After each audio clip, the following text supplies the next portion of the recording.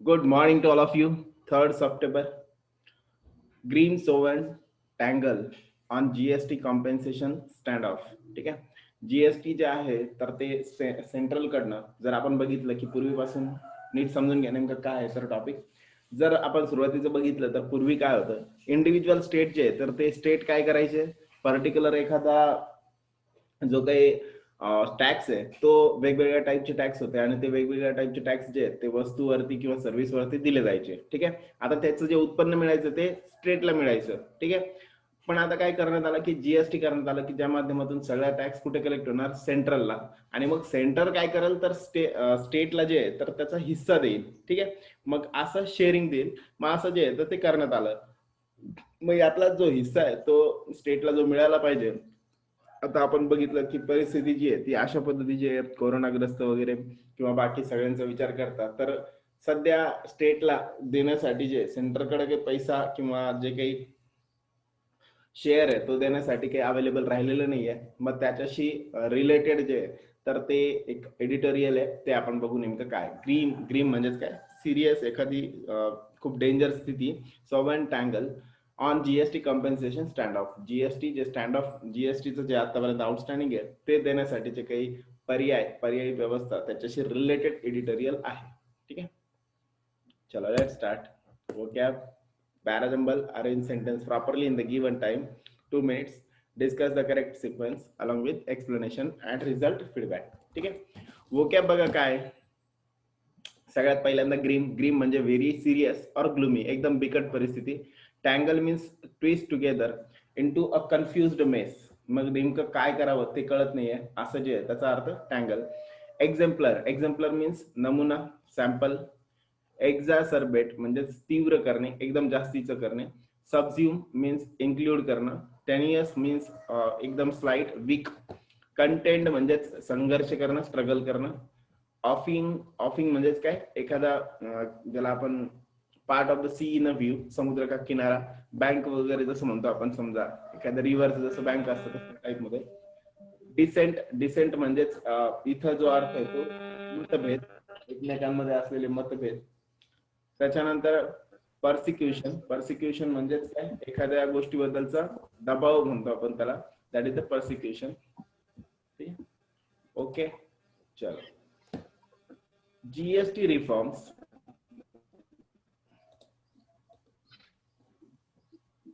GST reforms did not fall victim to the trust deficit from the compensation standoff.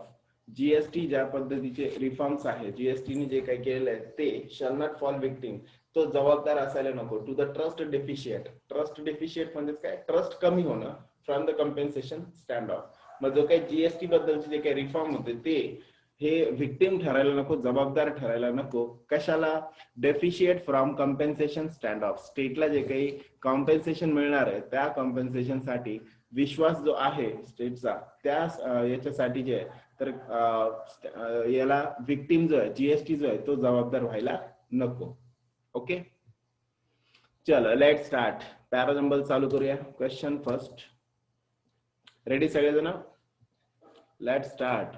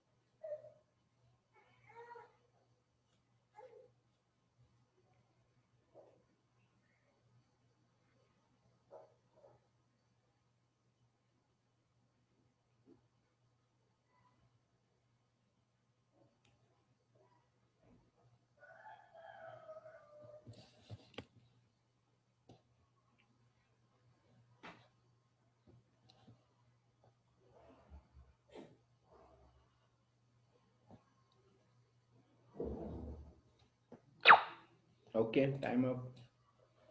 बोलो, what will be the correct sentence?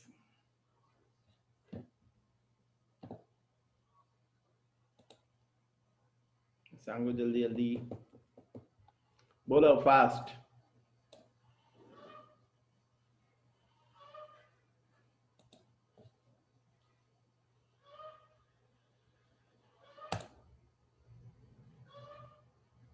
बी. बर, चला बघूया नेमकं काय. 3 years after India's new indirect tax regime was introduced with the slogan of One Nation, One Tax, it faces an existential crisis. It आलेले आहे, पण it कशाबद्दल आलेलं आहे? इंडियाबद्दल. ठीक आहे, म्हणून या पूर्ण वाक्यात कुठेच प्रोनाउन वाला फॉर्म नाही आलेला. चला पुढे बघू. Despite its patchy structure, its patchy structure, its म्हणजे कशाचं? काहीतरी प्रोनाउन वाला फॉर्म आहे. ऑल ऑफ दोज प्रोनाउन वाला फॉर्म आहे. The centre is obliged to pay to the states for a period of 5 years compensation for revenue shortfalls in return for their having ceded the power to levy the multiple taxes that were subsumed into the GST. म्हणजेच काय होते, वाक्याची सुरुवात जी आहे ती कशाने होते? ए ने होते, हे मला वाटतंय. मग ए ने सुरुवात होणारे वाक्य कोणते कोणते आहेत? ए बी सी डी एक आहे आणि ए बी डी सी एक आहे.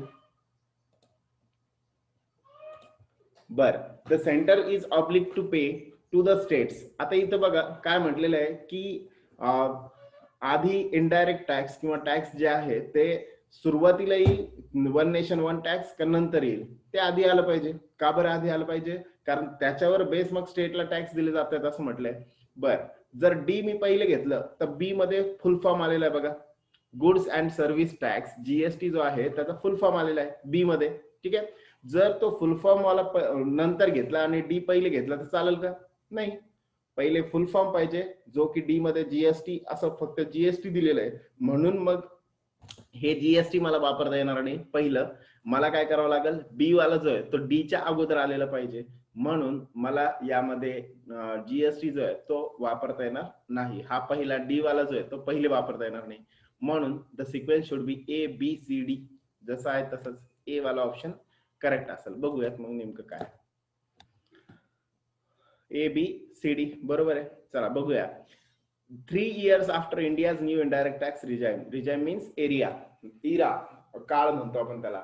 मग 3 वर्षापासून इंडियाचे नवीन इनडायरेक्ट टॅक्स ज्यावेळेस चालू झाले त्यावेळेस पासून with the slogan of one nation one tax, एक नेशन आणि एकच tax, it faces an existential crisis. अस्तित्वात असलेला जो क्रायसिस आहे तो काय झाला, अजून जास्त वाढला. ठीक आहे, despite its patchy structure to many rates. Patchy structure म्हणजेच काय, वेगवेगळ्या ठिकाणी पॅच लावणं, धब्बे लावणं. ठीक आहे, सो डिस्पाइट त्याच्या वेगवेगळ्या पॅची स्ट्रक्चर्स असताना सुद्धा विथ टू मेनी रेट्स, त्या माध्यमातून काय करण्यात आलं, रेट्स जे आहेत ते खूप जास्तीचे ठेवण्यात आले. Complex compliance requirements and multiple mid-course changes, the implementation of the goods and service tax overseen together by the center and state had begun to almost serve as an exemplar of cooperative federalism. मग असे भरपूर सारे patch असताना सुद्धा मग कोणते कोणते patch होते, कॉम्प्लेक्स कंप्लायन्स रिक्वायरमेंट, वेगवेगळे कंप्लायन्स जे होते ते कसे होते, खूप जास्त कॉम्प्लेक्स होते, क्रिटिकल होते. मल्टिपल मिड कोर्स चेंजेस, थोडेसे मिड कोर्स जे ते चेंजेस त्याच्यामध्ये होते. The implementation of goods and service tax, मग त्या इम्प्लिमेंट करत असतानाचे ज्या काही अडचणी आहेत त्या सगळ्या ओव्हरसीन टुगेदर. पण हे सगळं सोबत करणं या माध्यमातून ऑलमोस्ट सर्व ॲज अन एक्झाम्पलर म्हणजेच काय, एक्झाम्पल ऑफ कोऑपरेटिव्ह फेडरलिझम. या माध्यमातून राष्ट्र जे आहे ते सगळ्यांच्या सहमतीने चालतंय, संमतीने आणि सगळ्यांच्या सोबत असण्यानं चालतंय. ह्याचं एक बेस्ट एक्झाम्पल जे आहे ते काय झालं, अस्तित्वात आलं. All of those gains have quickly unraveled as the slowdown in the economy exacerbated by the COVID-19 lockdowns. पण हे सगळं करत असतानाच काय झालं, ऑल ऑफ दोज गेम्स, हे सगळं जसं मिळालं तसं स्लोडाऊन इन द इकॉनॉमी मध्ये जसं स्लोडाऊन झालं तसं त्याने तीव्र केलं. म्हणजे एक्झासर्बेटेड मीन्स तीव्र फटका बसणे बाय द कोविड-19 लॉकडाऊन. या लॉकडाऊन मध्ये जो फटका बसलेला आहे has thrown all the revenue calculation to the wind. जे पण कॅल्क्युलेशन आतापर्यंत करण्यात आलेले होते ते सगळे काय गेले, हवेत गेले. म्हणजेच काय, संपले. The centre is obliged to pay to the states for a period of 5 years. Centre हे 5 वर्षासाठी स्टेटला काही ना काहीतरी देणार होतं. Compensation for revenue shortfalls in return for their having ceded the power to levy the multiple taxes that were subsumed into the GST. मग government जे आहे, सेंट्रल गव्हर्नमेंट काय करणार होतं, सेंट्रल स्टेटला पैसे देणार होतं, 5 वर्षाचं जे काही कॉम्पेन्सेशन आहे ते देणार होतं. का बरं? की त्यांचा जे काही रेव्हेन्यू आहे तो शॉर्टफॉल होईल. कारण काय, आतापर्यंत स्टेट जमा करायचं टॅक्स आणि त्यातून रेव्हेन्यू जनरेट व्हायचा, पण आता तो त्यांना मिळणार नाही. जेवढे पण एक्स्ट्रा टॅक्सेस होते ते सगळे जीएसटी मध्ये इन्क्लूड करण्यात आले, आणि म्हणून त्यातला जो शॉर्टफॉल आहे तो शॉर्टफॉल सेंटर देणार होतं. ठीक आहे. आता इथं बघा, सेडेड म्हणजेच काय, पॉवर असणे, पॉवर देणं, कुणाला तरी ट्रान्सफर करणं. टू लेवी, लादणे. The multiple taxes that we are subsume into the GST. Subsume means merged. मग मर्ज झाले असे टॅक्सेस की जे काही सगळेच्या सगळे टॅक्सेस कशामध्ये मर्ज होऊन गेले, जीएसटी मध्ये मर्ज झाले. ओके, चलो नेक्स्ट क्वेश्चन. Ready, start.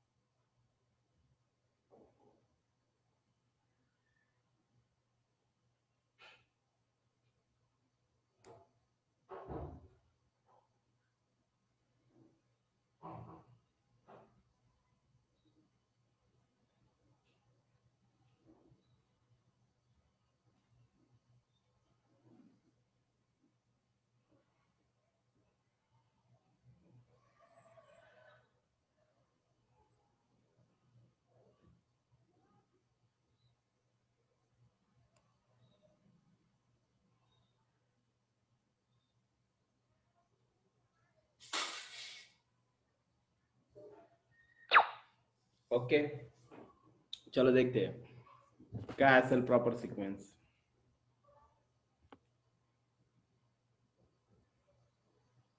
बोलो फास्ट.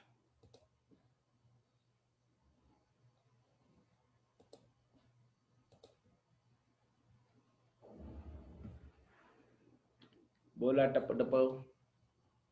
ए बी सी डी, ए. ठीक है, चलो देखते हैं क्या है. ए बर, ए काय म्हणणे, H D A C B. ठीक आहे, चला बघूया. व्हेरी गुड, सगळ्यांचं करेक्ट आहे. D A C B. बरं, का बरं, लॉजिक काय बघा. Last week finance minister with GST collection, मी जर म्हटलं समजा ते जर सुरुवातीला घ्यायचंय, तर प्रॉब्लेम काय आहे बघा. जर मी पहिलं घेतलं with GST collection sharply under shooting all targets this year म्हणण्यासाठी आताच निर्मला सीतारामन यांनी जे काही सांगितलंय ते आधी घ्यावं लागेल, म्हणून डी आधी येईल, मग त्याच्यानंतर ए. कारण नॉट एबल टू मीट, का बरं एबल टू मीट नाहीये ते सांगण्याचं रिझन ए मध्ये आलेलं आहे, म्हणून डीच्या नंतर ए येत आहे. मग डीच्या नंतर ए आलेले दोन ऑप्शन आहे, ए आणि बी. बर, पुढे काय, इन जुलै हा जो पार्ट आहे तो काय करतोय, जरा कन्क्लुजन टाइप मध्ये बोलतोय, म्हणून मग बी सगळ्यात शेवटी आला पाहिजे, म्हणून डी ए सी बी. चलो देखते काय, D A C B. Last week finance minister Nirmala Sitharaman asserted means सांगणे, at what may have been the most tenuous GST council meeting so far. Tenuous means hectic. मग काय नेमकं जास्तीचं hectic असणार आहे? What may have been the most tenuous GST Council meeting so far that the center will not be able to meet the compensation shortfall. काय नेमकं meticulous तास आहे किंवा काय अवघड आहे? तर मीटिंग मध्ये जे जीएसटी काउन्सिल आहे त्यामध्ये सेंटर जे आहे ते कॉम्पेन्सेशन शॉर्टफॉल जे आहे ते कोणत्याही पद्धतीने स्टेटला देऊ शकत नाही, त्याच्यामध्ये काय आहे? शॉर्टफॉल आहेत. With GST collection sharply undershooting all targets this year. या वर्षीचे जेवढे डाऊनफॉलचे जेवढे काही टार्गेट्स होते ते सगळे काय झालेले? अंडरशूट झालेले, मीन्स त्याच्याही पेक्षा खाली निघून गेलेले आहेत. The centre estimates compensation payable for the full year at ₹3 lakh crore with GST collection. या वर्षीचं जे काही तर कलेक्शनचे जे काही टार्गेट होते ते काय होऊन गेलेले? अंडरशूट झालेले.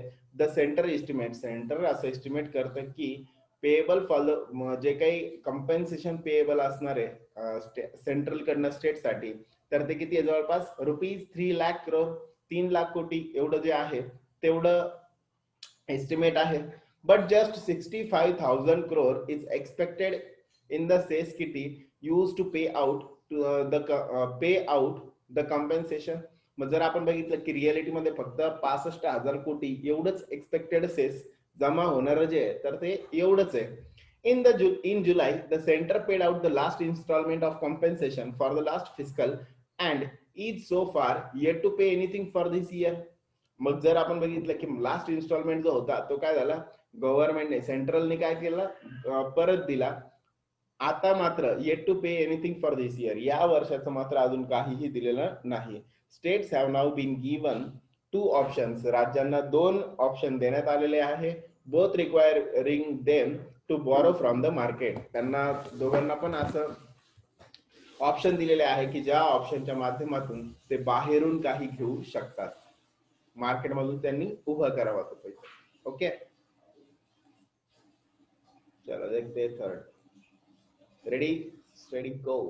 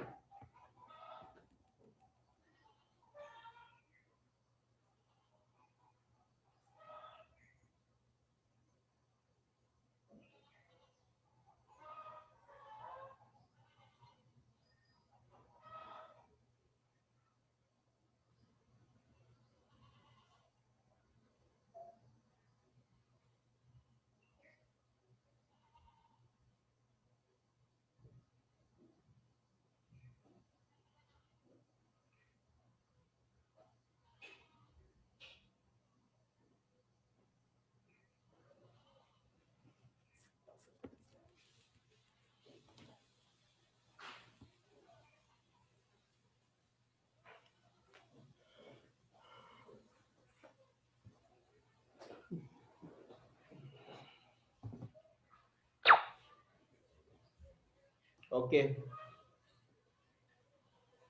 चलो देखते आगे. बोलो बोला काय असेल करेक्ट सिक्वेन्स?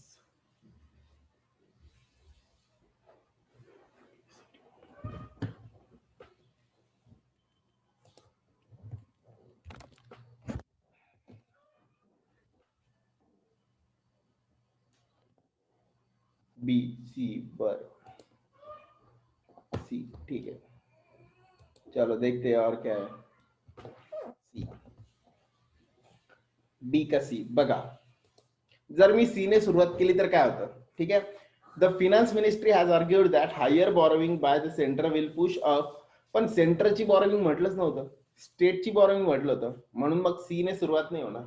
सुरुवात जी आहे ती कोणी होईल, मागच्या वाक्यामध्ये आपण जर बघितलं तर सेंटरची बॉरोविंग नव्हती, सेंटरनी बॉरोविंग कुणाला करायला सांगितलं होतं, स्टेटला बॉरो करायला सांगितलं होतं, म्हणून मग सी वाला जो ऑप्शन आहे तो पहिला येणं शक्यच नाहीये.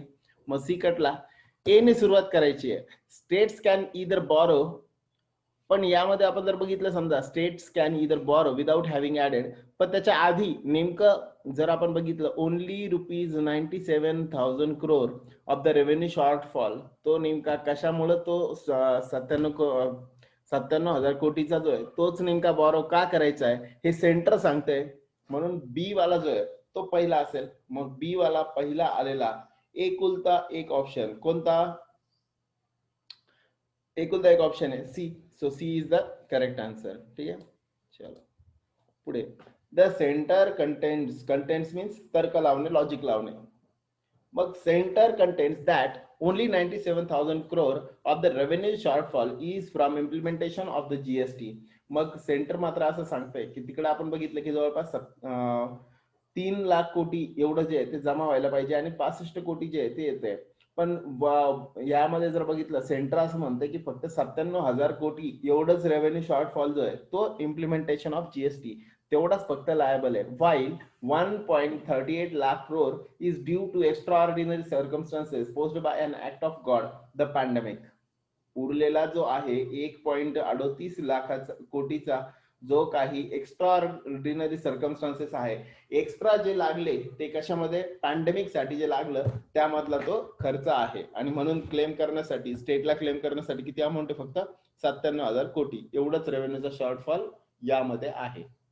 States can either borrow, state जे तर ते एक तर काय करू शकतात, बॉरो करू शकतात 97,000 कोटी without having it added to their डेप्ट, डेप्ट मध्ये ऍड न करता ते बॉरो करू शकतात, and with principal and interest paid out from future cess collection.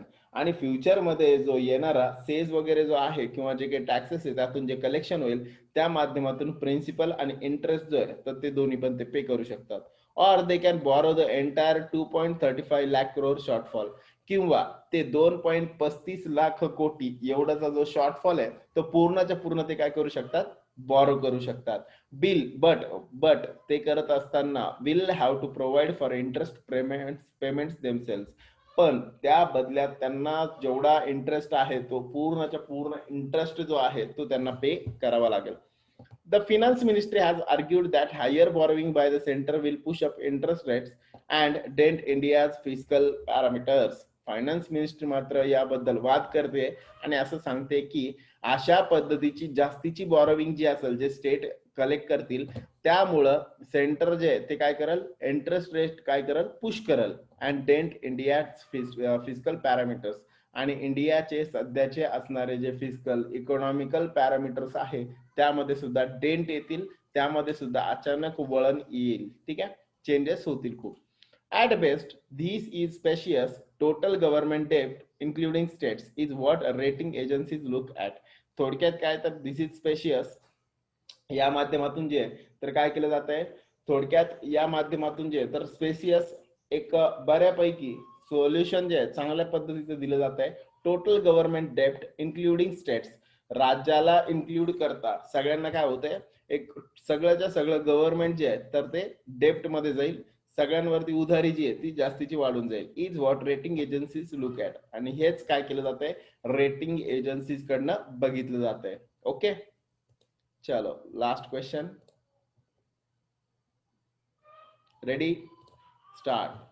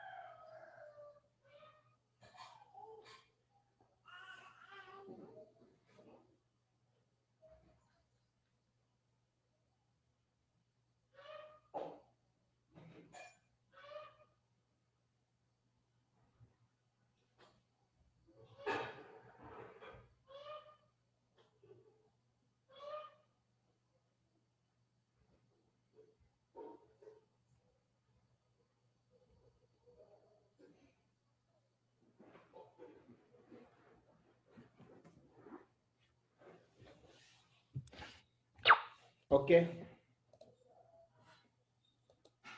हाँ बोलो क्या आएगा आंसर।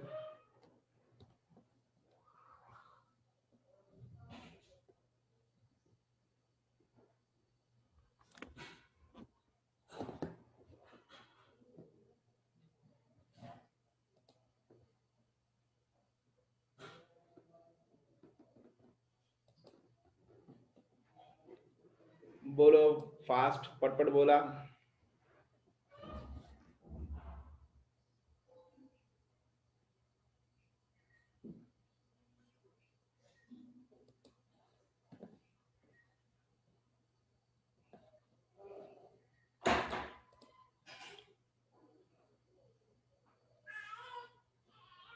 बी बी बी बी, ठीक आहे, चलो देखते हैं काय म्हटलेलं आहे करेक्ट सिक्वेन्स बी, सेव्हरल स्टेट्स।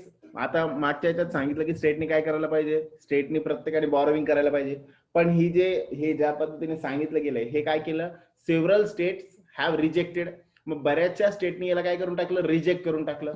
बोथ ऑप्शन्स, पहिले दोन ऑप्शन दिले होते तेच बोथ ऑप्शन पुढे कन्सिडर केलंय, ठीक आहे। Several states have rejected both options and some, including Tamil Nadu, have urged the center to rethink in view of their essential and urgent spending needs to curb the pandemic and spur growth. बघा, मग बऱ्याचशा स्टेटनी याला काय करून टाकलं, reject करून टाकलं, आम्ही काही लोन वगैरे घेणार नाही, इन्क्लुडिंग तामिळनाडू। त्यातले काही असे आहेत की तामिळनाडू सारखे ते असं म्हणतायत की हॅव अर्ज, त्यांनी खूप मनापासून असं, अर्ज मीन्स रिक्वेस्ट करणं पण कळकळीची विनंती, द सेंटरला अशी विनंती केली आहे की रिथिंक करा of the essential and urgent spending. आता सध्या जी आहे गरजेची असणारी आणि एकदम महत्वाची आहे अशी स्पेंडिंग जी आहे ती गरजेची आहे to curb the pandemic and spur growth. हे जे पॅन्डेमिक आहे याला थांबवणं आणि त्या माध्यमातून स्पर इन्क्रीज करणं, ग्रोथ जी आहे तिकडे जाणं, यासाठी खूप जास्तीची गरज आहे। आणि म्हणून सेंटरनी आपल्या ह्या ज्या काही गोष्टी सांगितलेल्या आहे किंवा या ज्या दोन पद्धती सांगितल्या याच्यावरती विचार करावा, ठीक आहे। A staring match is in the offing, मग ही जी staring match in the offing याचा अर्थ काय की हे खूप जास्त गरजेचं असणं, तीव्रतेने याच्यावरती लक्ष देणं जे तर ते गरजेचं आहे। मग बी सी दोन ऑप्शन आहे, बी सी एडी पण आहे आणि बी सी डी ए पण आहे, पण डी जर आपण बघितलं तर सगळ्यात कन्क्लुझिव्ह आहे, मग कोणत्या कोणत्या सेक्टरवरती हे झालं म्हणून म्हणून तो सगळ्यात शेवटी येईल, ए आधी येईल। It is up to the centre to resolve this, जर आपण बघितलं की याला सॉल्व्ह करणं हे कुणाच्या हातामध्ये, मग सेंटरच्या। It is up to the centre to resolve this impasse in a way that future GST reforms do not fall victim to the trust deficit endangered by this standoff, ठीक आहे। मग हे सगळं कुणाच्या हातात आहे, हे फक्त आणि फक्त कुणाच्या हातात आहे, सेंटरच्या, की ह्या ज्या जीएसटीच्या पद्धतीमध्ये म्हणजे भविष्यामध्ये जीएसटी कलेक्शन हे विक्टीम असणार नाही to the trust deficit endangered by the stand off. State मध्ये आणि सेंटर मध्ये जे काही कोऑपरेटिव्ह पद्धतीने जे काही चाललेलं होतं ते जीएसटी कलेक्शन मध्ये फ्युचर मध्ये त्याचा त्रास जो आहे तो सेंटरला होणार नाही, जर सेंटरने असे चांगले डिसिजन काही जर दिले तर। अदरवाईज स्टेट काय म्हणाल, तुम्ही जीएसटी कलेक्ट करूच नका, आम्ही आमचा टॅक्स सगळा कलेक्ट करतो, बरोबर। म्हणून the pandemic response is strengthen and all round government capital spending to bolster sagging demand not derail. बघा, the pandemic response is strengthen, मग पॅन्डेमिक मधला जो काही रिस्पॉन्स आहे तो कसा आहे, स्ट्रेंथन करणारा आहे। And all around government capital spending, अजून त्यातल्या त्यात काय करण्यात आलंय, गव्हर्नमेंटची कॅपिटल जी आहे जेवढं काही आहे तर ते सगळं काय झालंय, spending to bolster sagging demand not derail. मग जी बोल्स्टर म्हणजेच काय असतं की अशा पद्धतीची जी कॅपिटल स्पेंडिंग इसेन्शियल जी आहे अशी इसेन्शियल असणारी आणि सोबतच काय, जी इसेन्शियल असून जे आहे खूप जास्त प्रमाणामध्ये तीव्रतेने वापरली जाणारी अशी जी आहे तर ती कॅपिटल काय केली जाते, ती कॅपिटल जास्तीत जास्त प्रमाणामध्ये वापरली जाते।